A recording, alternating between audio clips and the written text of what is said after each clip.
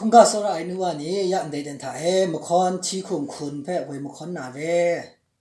sora kunga ai nuwa ni ndai phe e lu khra khan khon ga ngona ka so ai lo chik de phu myo ra mi pho ge ana la ngwe aso shik che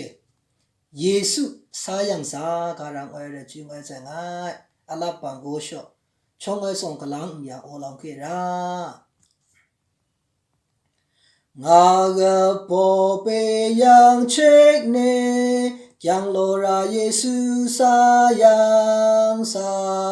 ngô a bê yang lô nê yang lô ra Giêsu sa yang sa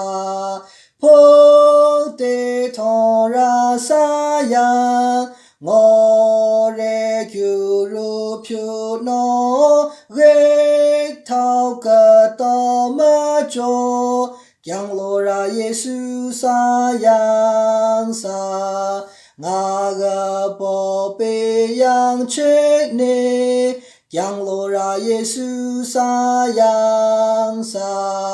ngô gà bồ mê gô lê nê yang lô ra Giêsu sa yang sa phô tê thọ ra sa yang ngô rê kiu ru piu no ghê thao cờ tao ma cho yang lô ra Giêsu sa yang sa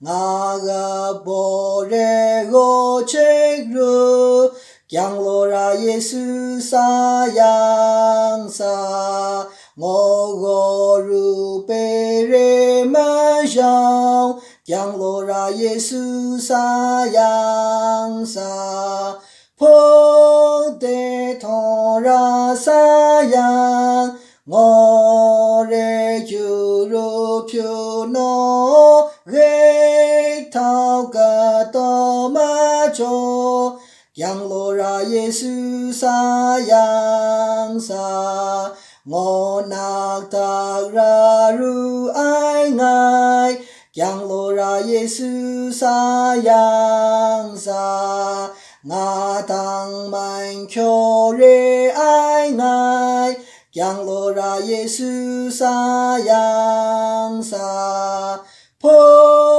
tê thọ ra sa yang ngô rê kiu ru piu no ghê thao cờ to ma cho yang lô ra Giêsu sa yang sa alap re ge je ju so wa ne mi tang khu ka lang